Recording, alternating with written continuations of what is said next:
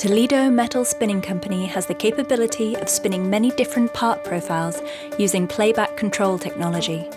Once the lathe operator sets the program, the spin process can be repeated throughout the product run. Programs can be saved and reused for future use.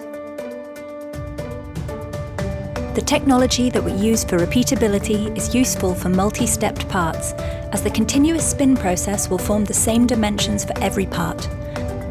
The material is actually thickening or thinning throughout the spin cycle. This capability enhances the quality of the part by providing a mechanism for the machine to hold metal thickness in critical areas of the part. As you can see, with the right tooling and proper spin program, there are minimal spin lines visible on this part. TMS has the capability to speed up part trimming process by using automatic trimming machines. Shear spinning is a method by which the spinning roller travels straight up the mandrel without moving the metal back and forth, as in the previous segment. Shear spinning has its advantages.